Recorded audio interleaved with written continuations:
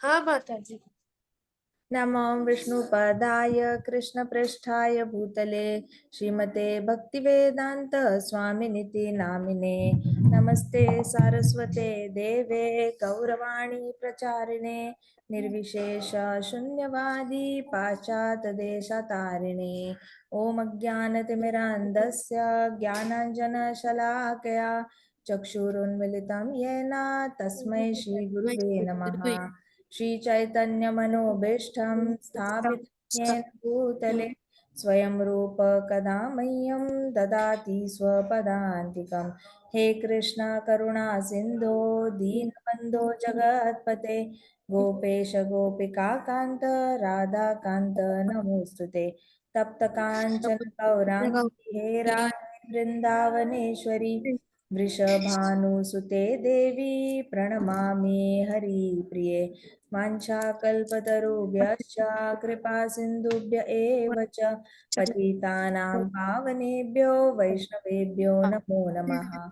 जय श्री कृष्ण चैतन्य प्रभो नित्यानंद श्री अद्वैत गदाधर शिवासादि गौरभक्तवृंदा।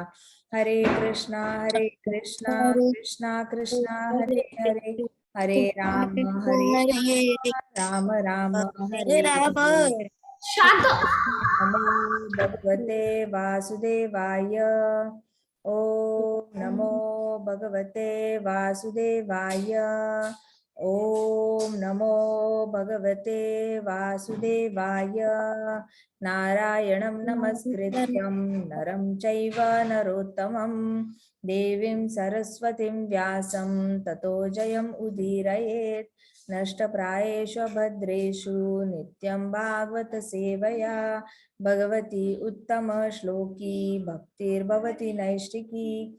मुखं करोति वाचालं पङ्गुं लङ्घयते गिरिं यत्कृपातम् अहं वन्दे श्रीगुरो दीनतारणं। हरे कृष्णा कृष्णा कृष्णा हरे हरे हरे राम राम राम हरे हरे।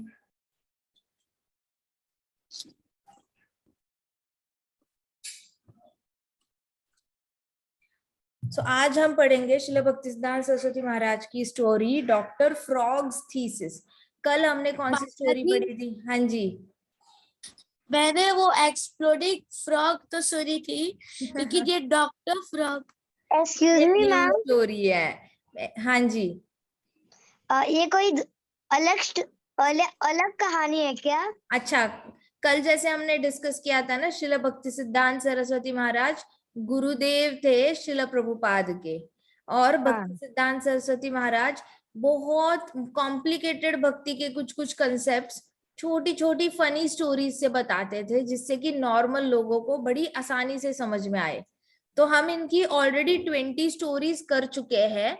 आप अगर यूट्यूब चैनल पे जाओगे, वहां पे एक प्लेलिस्ट है स्टोरीज बाय श्रील भक्ति सिद्धांत सरस्वती महाराज, तो आपको वहां पे ऑलरेडी 20 स्टोरीज मिल जाएंगी। अलग अलग नाम है उन स्टोरीज का, जैसे एन एक्सप्लोडिंग फ्रॉग, फिर एक गोल्डन स्टोन पॉट करके एक स्टोरी है, फिर यस नो वेरी गुड वाली फनी स्टोरी है, फिर उसके बाद एक फैमिली बनाता है गीता के लिए, the family for the Gita, ऐसे करके स्टोरी है। फिर एक बोटमैन है, उसका ड्रीम क्या था, उसके बेसिस पे एक स्टोरी है। तो ऐसे करके छोटी छोटी स्टोरीज के थ्रू श्रील भक्तिसिद्धांत सरस्वती महाराज ने बहुत भक्ति के कुछ कुछ मुश्किल बातें जो है ना, बड़ी आसानी से एक्सप्लेन किए हुए हैं। ठीक है, तो आप उस प्लेलिस्ट पे जाना, और जो पहली वाली 19 स्टोरीज आपसे मिस हुई है ना, वो एक एक करके वो सुनना। ओके, हम आज 21st स्टोरी कर रहे हैं। जैसे विघ्नेश ने बताया ना, उसने एक्सप्लोडिंग फ्रॉग सुनी, वैसे आप क्या करना, प्लेलिस्ट में जाके सबसे पहली स्टोरी सुनना, फिर दूसरी, हर रोज एक एक स्टोरी, दिन में टाइम मिलता है तो सुन लो, और यहाँ पे शाम को हम आगे की स्टोरीज कर ही रहे हैं, वो भी सुन लेना। ठीक है, ओके माता जी। गुड। तो डॉक्टर फ्रॉग्स थीसिस, ये स्टोरी जो है श्रील भक्तिसिद्धांत सरस्वती महाराज ने बताई है।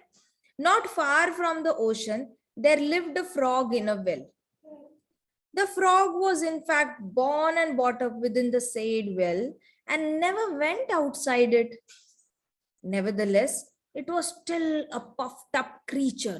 तो ओशन यहाँ था, ओशन पता है ना बहुत बड़ा समंदर होता है, और उसके पास ही एक कुआं था, एक वेल थी। उस वेल में एक फ्रॉग था और वो वहीं पे जन्मा था, और उसको उस वेल के बाहर की दुनिया पता ही नहीं थी। तो वो उस वेल के अंदर बहुत पफ्ड अप था, अहंकारी था कि देखो मैं इतनी बड़ी वेल को बिलोंग करता हूँ, देखो देखो मेरे जितना बड़ा घर किसी का भी नहीं है, देखो ये देखो वो, ऐसे करके अपने अंदर उसने ऐसे एक बड़ा महल बांध दिया था उस वेल के अराउंड, ऐसे कि उसको लगता था कि सबसे महान वही है और कोई नहीं है। वो था उस वेल में जन्मा हुआ और पूरी लाइफ उसने उस वेल में ही काटी थी, तो उसको पता ही नहीं था कि बाहर ओशन बहुत बड़ा है। ठीक है, तो the frog used to think it was the sole proprietor of the well. तो उस फ्रॉग को लगता था कि पूरी वेल का वही मालिक है। तो एक बहुत फनी चीज है, हमारे महाराज जो है ना वो कहते थे, हम कहते हैं ये घर हमारा है, ये घर हमारा है, ये घर हमारा है। हमारे घर में जो छिपकली होती है ना वॉल पे चिपकी हुई, वो भी बाकी छिपकलियों को, बाहर की छिपकली को बोलती है ये देखो मेरा घर, मैं यहाँ चिपक के बैठती हूँ। जो कॉकरोच होता है ना वो भी कहता है अरे ये मेरा घर है, यहाँ का किचन का तो मैं ही मालिक हूँ, रात को जब सो जाते हैं सब तो पूरे किचन पे मेरा ही राज होता है। तो हर एक को ऐसे लगता है। तो हम उस कॉकरोच और छिपकली से कुछ अलग नहीं है। हम लोग भी भले पैसे दे, रेंट पे रहे या खरीद ले घर या अपना बना ले, जैसे भी हम घर बनाते हैं हमें लगता है अरे ये हमारा घर है, हमारा घर है, लेकिन हमारे साथ इतने सारे वहां पे कीड़े मकोड़े बैक्टीरिया पता नहीं कौन कौन रहता है, उनको तो फ्री में कृष्णा घर दे देते हैं। बड़े बड़े बंगलोज में भी छिपकलियां मिलती है, कॉकरोच मिलते हैं, एंट्स मिलती है। तो ऐसा कुछ नहीं होता कि सब हमारा होता है, भगवान का होता है। लेकिन ये फ्रॉग था, उस फ्रॉग को लगता था कि अरे ये पूरी वेल का सोल प्रोप्राइटर ओनर मैं ही हूं। तो it was even summarized that well was tantamount to the world as such. The frog considered itself lord of the whole world. तो फ्रॉग को क्या लगा ना ये वेल मतलब ही पूरा वर्ल्ड है।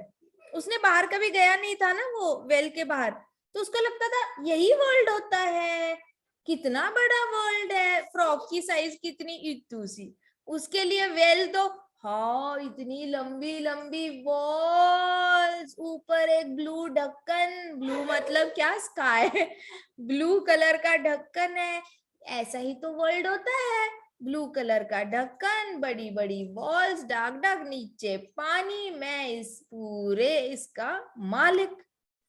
तो उसको लगता था मैं भगवान हूँ इस वेल का। One day another big frog from the seaside came across the well and by chance it fell inside. अब क्या हुआ ना, ओशन से एक फ्रॉग निकला, वो ऐसे जंप करता जा रहा था, उसका पैर फिसल के वो वेल के अंदर गिर गया। अभी जो वहां पे जन्मा था उसको लगा ये कौन आ गया, ये तो इससे तो मैं पहले मिला नहीं हूँ। तो the resident frog took the seaside frog by new prey. As such, it jumped upon it, but realized soon that it was another frog. It was just a little different. तो अंदर जो फ्रॉग था ना उसको लगा कि ये मेरी नई शिकार है, उसको लगा शिकार है, इसको खाना चाहिए, इसलिए वेल वाला फ्रॉग जो था ना वो सी साइड फ्रॉग के ऊपर जंप करके गया और वो खा ना पाए उसको। तो उसको पता चला अरे इसको तो खा नहीं सकते, ये तो अपनी ही कैटेगरी का है, अपनी योनि का भाई है, इसको तो खा नहीं सकते, अपने जैसा ये थोड़ा सा दिखने में अलग है। तो उसने ध्यान से देखा और फिर उसको लगा, रेसिडेंट फ्रॉग ने न्यू कमर फ्रॉग को पूछा where do you come from. Well के फ्रॉग ने ओशन के फ्रॉग को पूछा where do you come from, कहाँ से आए हो भैया आप। तो सी साइड फ्रॉग ने बोला कि फ्रॉम द सी साइड। तो रेसिडेंट फ्रॉग जो वेल में जो फ्रॉग था ना उसने सुना और इंक्वायरी की, उसने पूछा how small is the sea compare to my well. उसने क्या पूछा वेल वाले फ्रॉग ने, ये मेरी वेल से तुम्हारा सी साइड कितना छोटा है।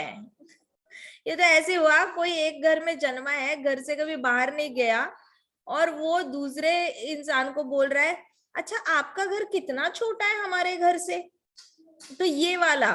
तो उसने ऐसे ही पूछा, तो सी साइड फ्रॉग बहुत हंसने लग गया और उसने कहा कि the sea is beyond any comparison with this well. Seaside frog ने बोला अरे इसकी तो कोई कंपैरिजन ही नहीं हो सकती वेल से। सी साइड इतना बड़ा है सी कि उसकी कोई भी कंपैरिजन नहीं है वेल से। तो वेल फ्रॉग एकदम सरप्राइज हुआ, उसने बोला is it larger than my well? How large? उसने पूछा क्या मेरी वेल से तुम्हारा सी ओशन जो है वो बड़ा है? कितना बड़ा है? तो सी साइड फ्रॉग ने कहा कि बहुत बड़ा है। फिर वो वेल वाला फ्रॉग था, उसने पूछा अच्छा कितनी लंबी जंप मार सकते हो वहां पे? कितनी लंबी जंप मार सकते हो?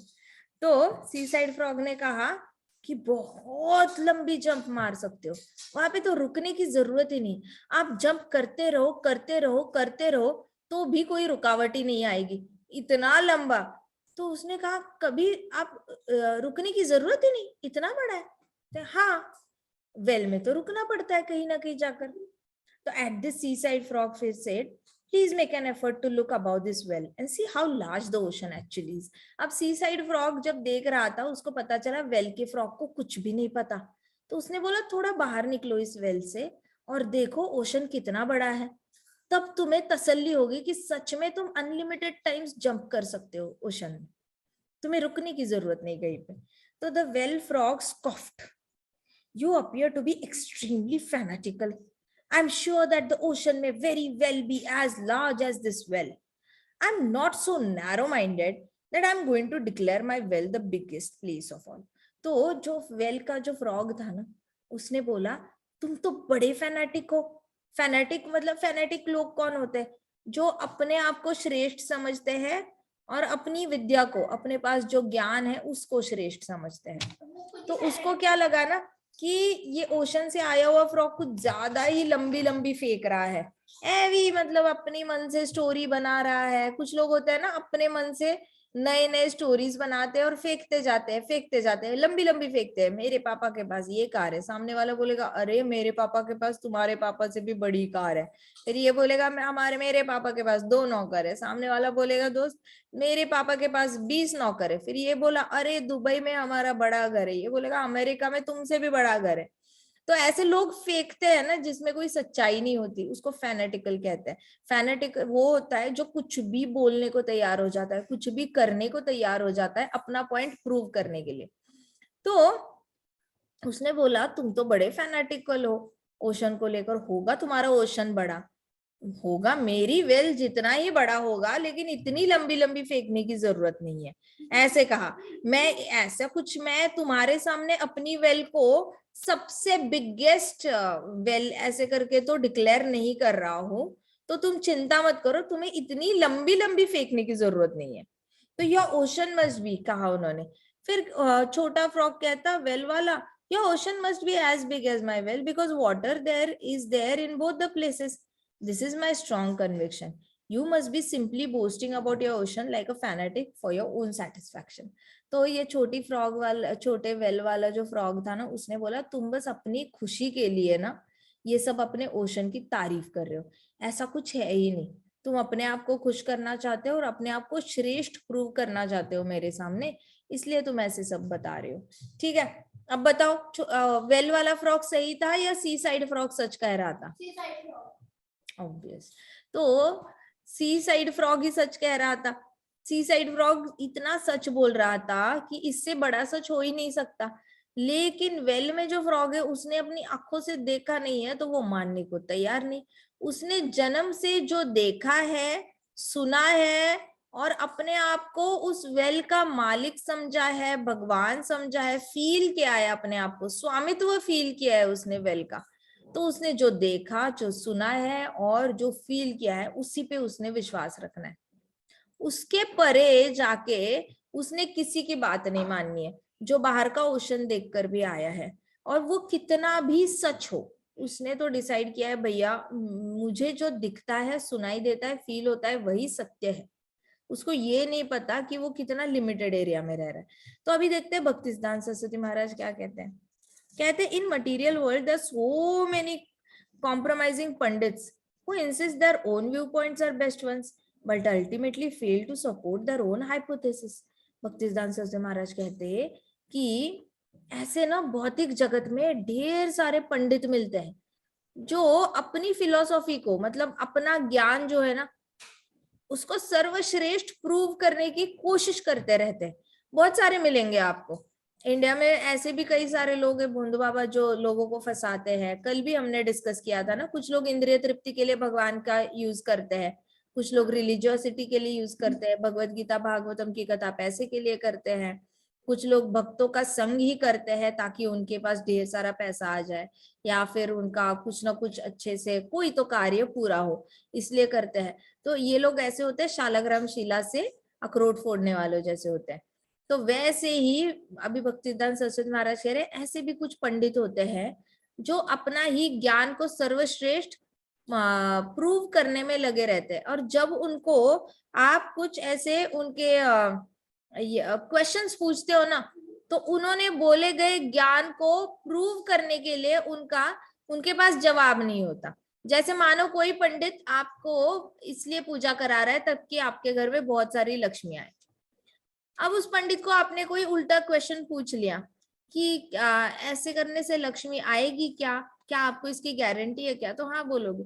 फिर आप पूछोगे क्या इससे भी ऊपर कुछ है क्या, आप जो पूजा करते हो उससे भी ऊपर आप कुछ दे सकते हो क्या?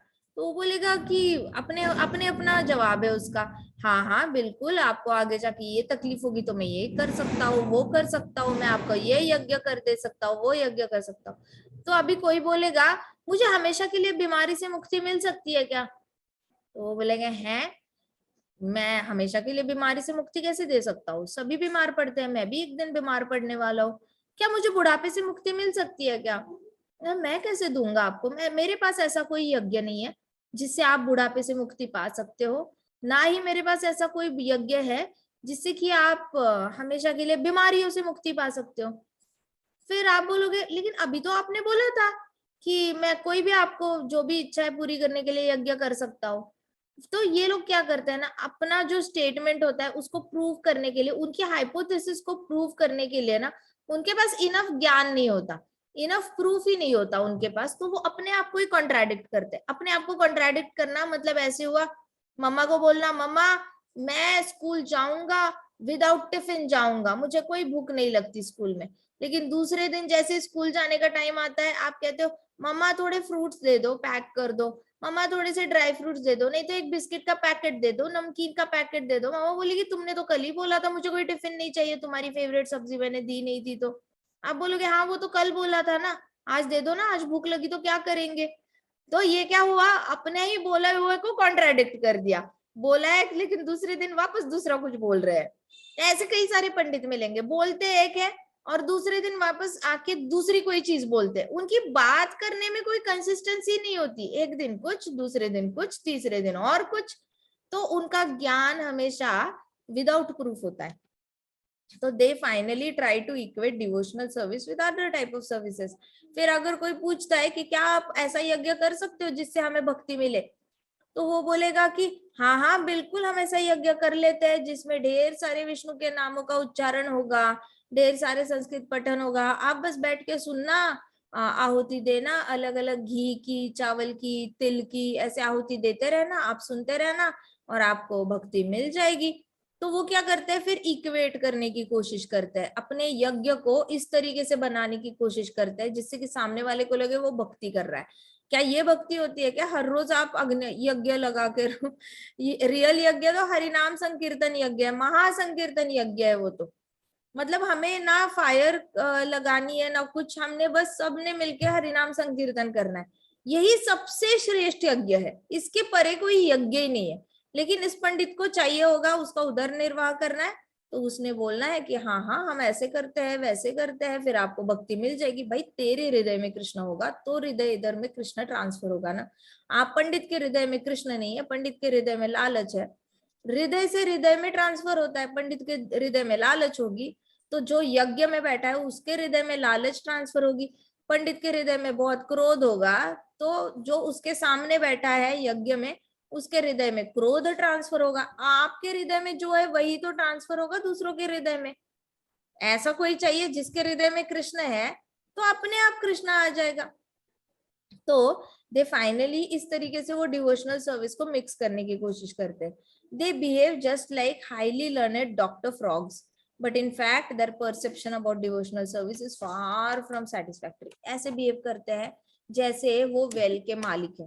वो तो ऐसे ही बिहेव करेंगे जैसे कि उनका पांडित्य जो है ना वो सुप्रीम पांडित्य है, उसके परे कोई ज्ञान ही नहीं है. बस आपको तो पूरा ज्ञान मैं ही दे सकता हूँ, मेरे बिना कोई नहीं दे सकता, क्योंकि मैं मालिक हूँ इस ज्ञान का. तो वो जो छोटा फ्रॉग था ना वेल का, जो अपने आप को लॉर्ड समझ रहा था, वैसे ही ये लोग पंडित होते हैं, वो अपने आप को भगवान समझने लग जाते हैं उनके पास जो लिमिटेड ज्ञान है उसकी, और फिर उसी को भक्ति बनाकर बेचने लग जाते हैं, जबकि उन्होंने कभी बाहर ही नहीं निकले होते अपने कर्म कांड से. वो जो भी करते हैं, जो भी भक्ति का वैसे लाते हैं, लेकिन हर रोज कुछ ना कुछ रिलीजियोसिटी फॉलो करते हैं, मंत्र पठन करते हैं. लेकिन आप कर्म कांड से बाहर आओगे तभी तो आपको भक्ति योग पता चलेगा. अब जिनको भक्ति करनी है उनको भी आप उल्टी उलट सुलट कथाएं बता रहे हो, सुना रहे हो कि ये करने से भक्ति मिलेगी, वो करने से भक्ति. पहले आप तो खुद करो, खुद प्रैक्टिस करो, आपके हृदय में कृष्ण आने दो, फिर दूसरों को प्रॉमिस करो कि हाँ हाँ ठीक है मैं कृष्ण दे सकता हूँ, हम एक दिन भागवत कथा कर लेंगे, ऐसे कर लेंगे, वैसे कर लेंगे. तो भागवत कथा करने वाले भी बहुत सारे मिलेंगे, लेकिन हृदय से भागवत कथा करने वाले बहुत कम मिलेंगे. भागवत कथा करने वालों के हृदय में अगर लालच होगा तो सामने 300, 400, 3000, 5000 लोग बैठे होंगे ना, सबके हृदय में लालच. वो लोग उठेंगे ना पंडाल से, वो लालच लेकर ही उठेंगे, क्योंकि उन्होंने उनका संग किया है. तो इट इज वेरी केयरफुल कि भागवत कथा हम किससे सुनते हैं, कैसे सुनते हैं, हमारे अंदर क्या बदलाव आते हैं, परिवार में क्या बदलाव आते हैं, ये सारी चीजें देखकर चुनना चाहिए कि भागवत कथा सुननी किससे है. और जब आपको शुद्ध भक्त मिल जाते हैं जिनके हृदय में है, तो देन स्टिक टू इट, फिर वहां से हिलना नहीं. जैसे भगवान कृष्ण के पांव हम स्ट्रिक्टली ऐसे टाइटली पकड़ लेते हैं ना, वैसे भागवत प्रभु, श्रीमद् भागवतम को भागवत प्रभु भी कहते हैं, तो भागवत प्रभु के पाव ऐसे टाइटली पकड़ के बैठ जाना है, छोड़ना नहीं. एक भी दिन कृष्णा को प्रे करना है, कृष्णा मेरा एक भी दिन ऐसा ना जाए जब मैं कथा ना सुनूं, जब मैं आपके बारे में ना सुनूं. ऐसे करके भगवान को हर रोज प्रे करना है, कृष्णा मुझे हर रोज सुनने का मौका दो, मुझे हर रोज सुनने का मौका दो. और मौका नहीं, कृष्णा मेरे हृदय में अगर ऐसा हो रहा है ना कि मन नहीं कर रहा, कभी कभी नींद आ रही है, या फिर अभी आलस आ रहा है, या फिर कुछ और करने का मन कर रहा है, तो कृष्णा को प्रे करना चाहिए, कृष्णा मेरे हृदय में हरि कथा सुनने की लालच पैदा करो, लालसा पैदा करो, मुझे लालसा चाहिए, आपकी कथा सुनने की लालसा चाहिए.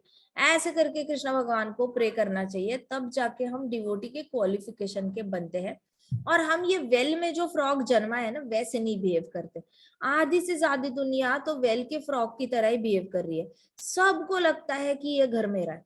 जो लोग बड़े बड़े घर में रह रहे हैं ना, उनको भी ये मिसअंडरस्टैंडिंग हो गई है कि ये घर उनका है. माना कि आपने घर बांधा होगा, उसके पैसे दिए होंगे, लेकिन इसका मतलब ये नहीं, आप कर तो रहे हो सब कुछ कृष्ण की भूमि पे ही ना. पृथ्वी माता किसकी है? कृष्णा की है, हाँ है ना.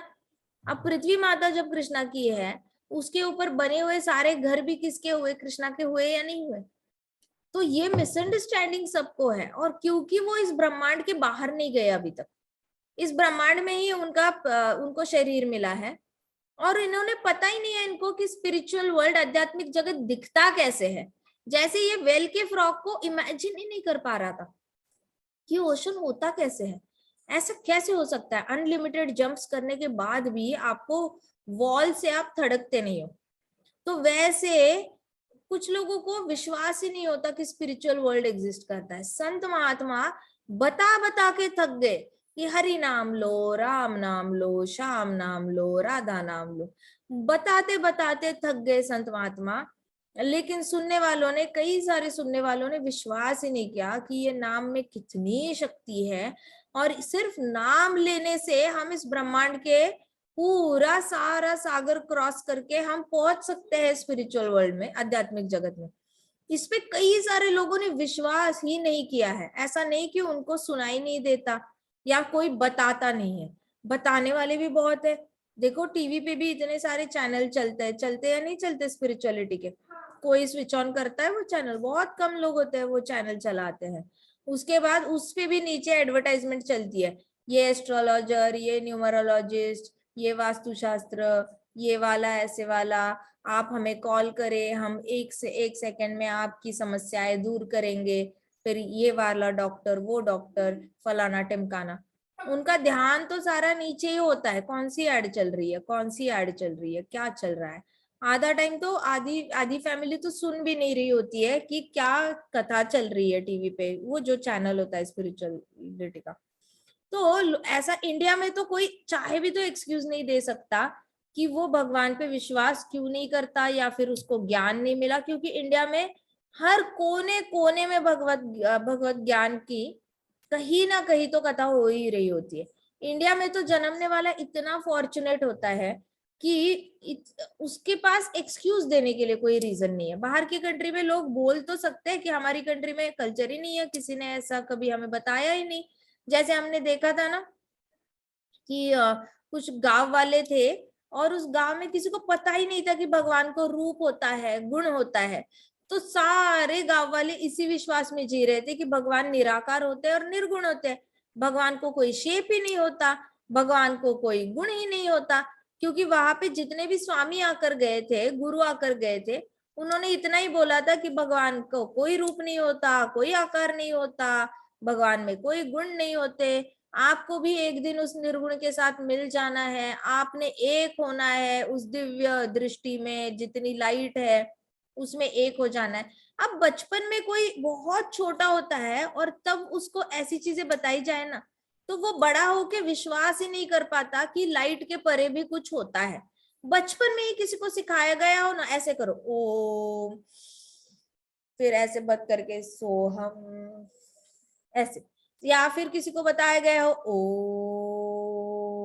ओम कंटिन्यूअस बोलो, सब बचपन में जो सिखाया होता है, और फिर उसको बताया जाए कि देखो भगवान, मतलब भगवान का साक्षात्कार होने के लिए बहुत बारी ओम बोलना पड़ता है, बहुत बार, घंटों घंटों बैठना पड़ता है, फिर आपको भगवान का साक्षात्कार होता है। फिर बच्चा बचपन में पूछता भी है, तो क्या भगवान आके खेलते हैं मेरे साथ, क्या भगवान खेलेंगे मेरे साथ, ऐसे करके बच्चे पूछते हैं। तो ये लोग बोलेंगे तुम्हें जब साक्षात्कार होगा, तुम्हारा खेल पे से मन उठ चुका होगा, तुम ऐसी सारी ऐसी सारी चीजों की इच्छा ही नहीं करोगे। अब बताओ कोई छोटा बच्चा देखा है जो इच्छा ही नहीं करता खेलने की? नारद मुनि अलग थे, लेकिन नहीं नहीं तो नॉर्मल बच्चे तो इच्छा करते हैं ना खेलने की, मन नहीं करता खेलने का? करता है या नहीं करता मन? मम्मा बोलती होगी ना खेलना बंद करो, होमवर्क करो। तो ऐसा कोई बच्चा नहीं है जिसका खेलने का मन नहीं करता, सबका मन करता है खेलने का। लेकिन ये लोग बताएंगे कि तुम एक बार साक्षात्कार हो जाएगा, तुम्हारे खेलने के ऊपर से मन उठ जाएगा। और भक्ति योग में देखा जाए तो इतनी बार कृष्णा आए हैं और बच्चों के साथ खेले हैं। कृष्णा तो पूरे पास्ट टाइम्स में गोपाओं के साथ खेले, खेले या नहीं खेले? तो कृष्णा में खेलने का गुण है या नहीं है ना? तो अगर बच्चा पूछता है गुरुदेव गुरुदेव क्या कृष्णा आके मेरे साथ सिंगिंग करेंगे, तो गुरुदेव बोलेंगे तुम्हें जब साक्षात्कार होगा तो तुम्हारा सिंगिंग से मन उठ जाएगा। तो ऐसा थोड़ी होता है। कृष्णा आते हैं, कृष्णा फ्लूट बजाते हैं, सारे बच्चे गाते हैं या नहीं गाते? गोपियां गाती है ना, गोपी गीत है, गोपियां गाती है ना कृष्णा के लिए, कृष्णा स्वयं गाते हैं। भगवत गीता गाई ना कृष्णा ने, बोली है क्या? बोर किया क्या अर्जुन को कृष्णा ने? नहीं ना। कितना गाना गाते गाते अच्छे से पूरा ज्ञान दे के गए कृष्णा अर्जुन को, 1 मिनट अर्जुन बोर नहीं हुए थे, इतना सिंगिंग किया। तो आपको साक्षात्कार होगा तो सिंगिंग से इच्छा उठ जाएगी, खेलने से इच्छा उठ जाएगी, जरूरी थोड़ी ना है। लेकिन ऐसे किसी को बचपन में बताया जाता है ना, तो ये लोग उसी को सत्य मानकर चलते हैं कि हमारे गुरु ने बताया है, हमारे भी गुरु है, उन्होंने ये बताया है, वो बताया है। अरे हाँ, लेकिन जब सत्य सुनने की बात आती है तो आप कान खोलो, सुनो, सारी जांच पड़ताल कर लो, देखो किस आचार्य ने क्या बताया है, जितनी तसल्ली करनी है हृदय की करो।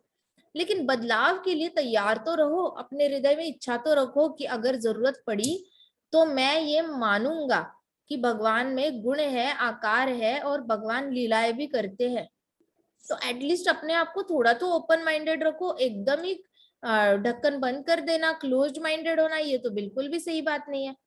बट देन कुछ लोग ये वेल में जो फ्रॉग है ना वैसे होता है, जहां जन्मे होते हैं वहीं पे रहते हैं बहुत सालों तक, और वहीं पे रहने के बाद आसपास के लोगों ने, आसपास के गुरु ने जो बताया होता है उसी को सत्य मान के चलते हैं। उनके सामने बाहर से कोई गुरु आता है और वो बताता है ना, अरे पगले, अरे मूर्ख, तुम ये क्या कर रहे हो, ये सब कुछ छोड़ो और सिर्फ गोविंद नाम लो, सिर्फ हरि नाम लो, तो वो सुनेगा कैसा फैनेटिक लोग इंसान है, इसको पता नहीं तपस्या क्या होती है, इसको पता नहीं 1000 बार ओम बोलना होता है, इसको पता नहीं आत्म साक्षात्कार नाम का कुछ होता है, इसको तो पता ही नहीं कि विलीन होना होता है ज्योति में, इसको तो कुछ पता ही नहीं है, ये तो फैनेटिक है, ये तो बस बोले जा रहे हैं हरि नाम लो, हरि नाम लो, हरि नाम लो, उसी से तुम ये सागर तैर जाओगे। होता क्या है ओशन, मुझे तो समझ नहीं आ रहा। मुझे इतना ही पता है मृत्यु के बाद ये गांव छोड़ के जाना है, मुझे तो पता ही नहीं, और ये गांव छोड़ के मैं डायरेक्टली लाइट में चला जाऊंगा, इतना मेरे को पता है।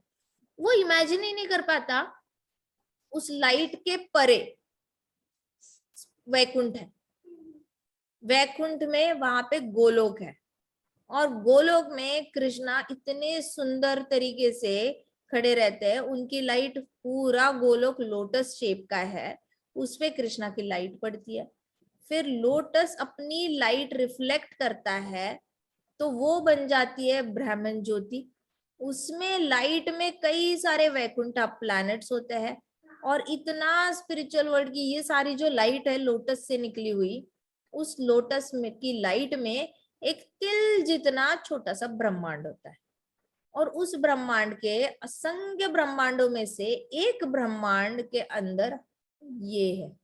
तो सोचो वो इंसान कितनी छोटी से छोटी माइन्यूटेस्ट वेल में है, माइन्यूटेस्ट कुएं में बैठा है, और वो अपने आप को पंडित समझ के बोल रहा है मैं ये मानता ही नहीं कि इस ज्योति के परे कुछ होता है। सीरियसली चुल्लू भर पानी में मर जाना चाहिए ऐसे लोगों ने, जो बिल्कुल ही उन्होंने अपना दिमाग बंद कर रखा है और वो सुनना ही नहीं चाहते कि सत्य क्या है। और फिर वो लोग ऐसे लोगों को फैनेटिक बोलते हैं जो कहते हैं हरि नाम लो, हरि नाम लो, हरे नाम लो, हरे नाम, हरे नाम, हरे नाम एव केवलम, कलौ नास्ति एव नास्ति एव नास्ति गतिरन्यथा। कोई बोलने जाएगा तो वो बोलेगा नहीं नहीं नहीं नहीं, मुझे नहीं सुनना, मुझे नहीं सुनना, मुझे मेडिटेशन करने दो, करने दो, तुम बड़े फैनेटिक हो, निकल जाओ, निकल जाओ, होगा तुम्हारा भी, तुम भी हरि नाम लेके ब्रह्म ज्योति में चले जाओगे, मैं भी चला जाऊंगा, टेंशन मत लो, लेकिन अपने आप को सच प्रूव करने की कोशिश मत करो, मैं जानता हूं तुम्हारे दिल का दर्द, मेरे ब्रह्म ज्योति जितना तुम्हारा ये इतना बड़ा नहीं है, मैं जानता हूँ, लेकिन तुम अपने आप को हैप्पी फील कराने के लिए ऐसे बोल रहे हो, तुम्हें एक जगह पे बैठा नहीं जा रहा, तुम्हें शांत बैठा नहीं जा रहा, तुम्हारी आंखें बंद नहीं हो रही है, तुम्हारा शरीर शांत नहीं बैठ रहा, तुम एक जगह बैठकर शांति से मेडिटेट नहीं कर सकते, इसलिए तुम्हें उछलते कूदते हरि नाम लेना है। मैं सब समझता हूँ, बट मुझे अभी और नहीं सुनना, तुम अपने रास्ते जाओ, मैं अपने रास्ते जाता हूँ। ऐसे होते हैं कुएं के मेंढक, कुएं के मेंढक होते हैं, अपने आप को ही मास्टर समझने लग जाते हैं। उनके सामने आप कितनी भी अच्छी भगवत गीता लेके जाओ, उन्होंने बोला जी मेरे पास है भगवत गीता, कोई बात नहीं, हमारे पास बहुत है, हमारे मेरे दादाजी थे ना, उनके पास भी थी, आज भी मेरी दादी ने ली हुई भगवत गीता हमारे पूजा घर में है, हम बड़ी संभाल के रखते हैं, ऐसे लाल कपड़े से रैप करके रखी है, हम हर रोज उस पे फूल चढ़ाते हैं, हम बड़े अच्छे से पूजा करते हैं, हम बहुत रिलीजियस घर के हैं। ऐसे होते हैं कुछ लोग जो भगवत गीता को रैप करके लाल कपड़े में पूजा घर में रखते हैं, क्यों? हल्दी कुमकुम ऑफर करके उसके लिए करने के लिए। तो ये कुएं के मेंढक होते हैं, they don't want to accept कि भगवत गीता सुप्रीम नॉलेज है, उसको स्टडी करना चाहिए, ना कि वर्शिप करना चाहिए। ऐसी लेकिन माता जी हाँ कोई जी, रीड ही नहीं करता भगवत गीता, नहीं करता, लाल वही कपड़े तो में। प्रॉब्लम है, वही तो सबसे बड़ी प्रॉब्लम है। वो कुएं का मेंढक कुएं में रहना चाहता है। कितने सारे, आप विश्वास नहीं करोगे, इतने सारे बड़े लोग हैं, इवन 50 60 70 ईयर के लोग हैं, उनको ऐसे लगता है कि उनकी जिंदगी का तजुर्बा जो है ना, लाइफ उन्होंने जो जी है, वो जो एक्सपीरियंस है वही सबसे बड़ा टीचर है उनका। माना कि बहुत सारे बारिश के सीजन देखे आपने, गर्मी के सीजन देखे हैं, ठंडी के सीजन देखे हैं, आपको सब पता है ये बॉडी को हेल्दी कैसे रखना है, आपको सब पता है कि सक्सेसफुल कैसे होना है, पैसे कैसे कमाने, क्या लेकिन आपको ये पता है कि ये बॉडी को बीमारी से हमेशा के लिए मुक्त कैसे करना है? नहीं पता। उसका जवाब भगवत गीता में। क्या आपको पता है क्या हमेशा के लिए बूढ़ा बनने से रुक कैसे जाना है? बुढ़ापा कभी आए ही ना, इसका सीक्रेट क्या है? क्या इनको पता है क्या? नहीं पता। सब लोग बूढ़े होते जा रहे हैं, लेकिन एक्सेप्ट नहीं करना बूढ़े हैं। पूरे बाल वाल कलर करके अपने आप को एकदम यंग दिखाने में लगे रहते हैं सब लोग।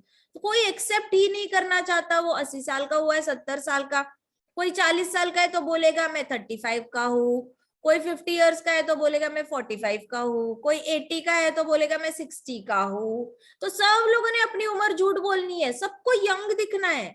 यंग दिखना है तो आपके पास आंसर होना चाहिए ना इस चीज का, कि आपको यंग दिखने का मन कर रहा है, तो एक्चुअल में हमेशा के लिए यंग रहने का हमारे पास उपाय है।